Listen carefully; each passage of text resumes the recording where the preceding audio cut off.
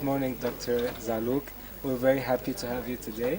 And we wanted to discuss with you some of the issues about our theme, which is quality and relevance of education. You mentioned something very useful about the quality of education. Is the quality of education measured by the grades? Is it measured by how students are satisfied? Is it measured about parents' participation in the education system? How do you define the measurements of quality? Thank you, Moros, for raising the whole issue of quality of education and how to measure quality of education and who are the stakeholders of quality education as well. I think quality of education is such a complex issue, and I think one of the best places to start with is what your colleague Marta mentioned today during the debate, is to actually review what is education about. What is the aim of education? Interestingly enough, if we go back in history, not even innovations, but interestingly enough, if we go back in history, education was the domain of philosophers. And what philosophers wanted out of education was the good of society. It sounds like huge, but that was what education was about, was to create good societies with good citizens. When Socrates was practicing his learning and teaching, it was a partnership with his followers, his disciples, who were together engaged in a dialogue for the better society. We are at a juncture and point in time in history in this globe where our societies have not gotten better. They have not gotten better. They have actually gotten worse. Why do I say that? I say that because social justice is still an issue. Too much poverty, too much deprivation is still around, and too much violence. We certainly have not resolved the issue of poverty. We have not resolved the issue of discrimination. We have not brought about a society that respects human rights, and I'm talking globally. I'm talking globally.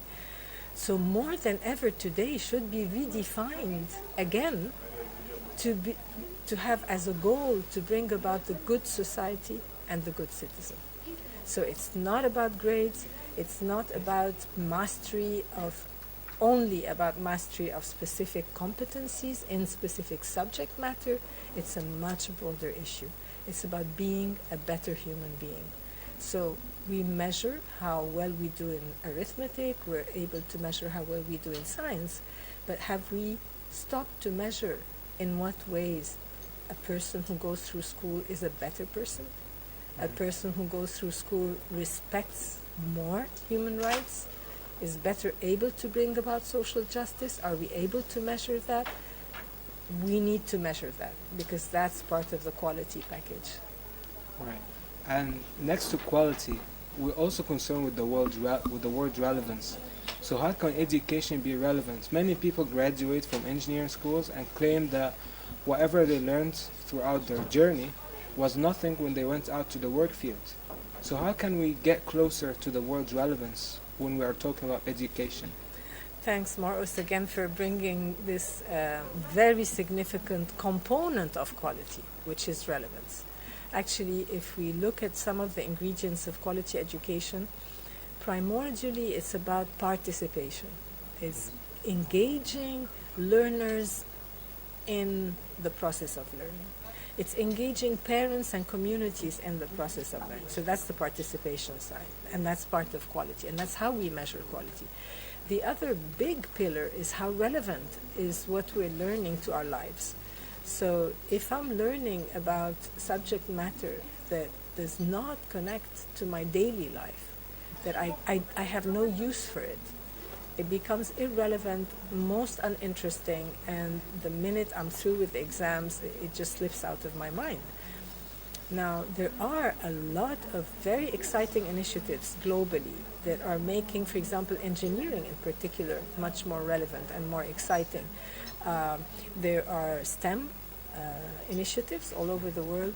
There are initiatives that we call active learning and how you create projects. For example, my nephew, who is currently studying in Denmark, is in mechatronics, and he's basically studying a lot about electronics and mechanical engineering.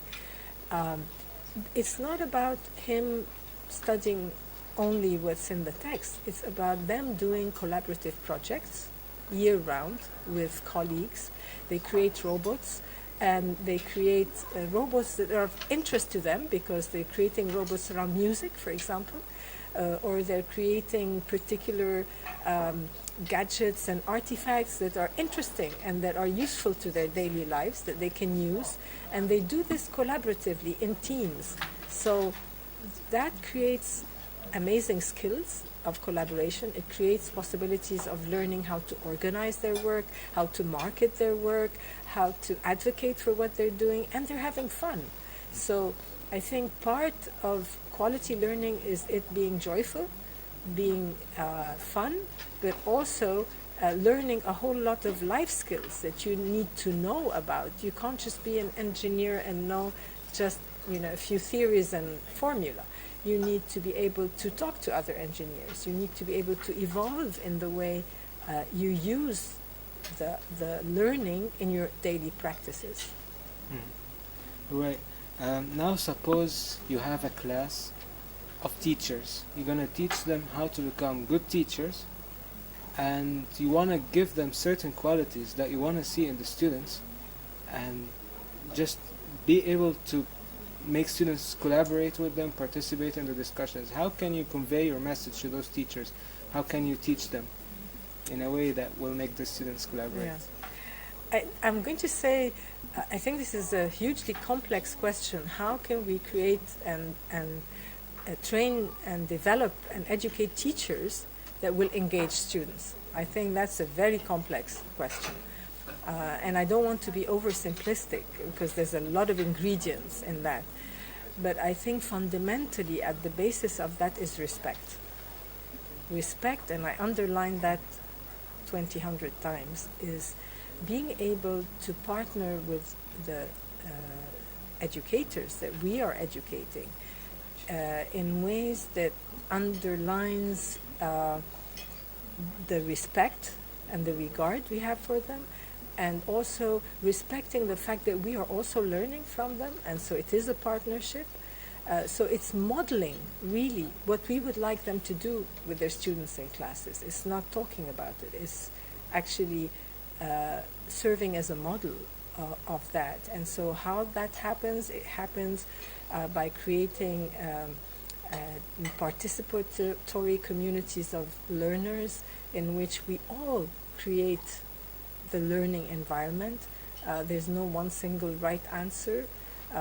We all participate, having a lot of well-planned activities so that you're engaging your teachers to be in activities that do something extremely important, and is as important as respect. It also starts with an R, and that is reflection.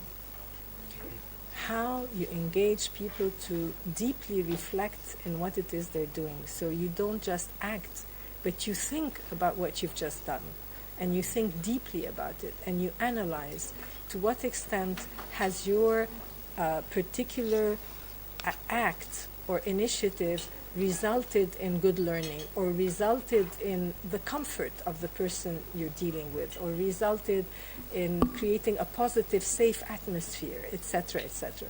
So these are self-reflecting questions that you have to constantly, as an educator, engage in very seriously.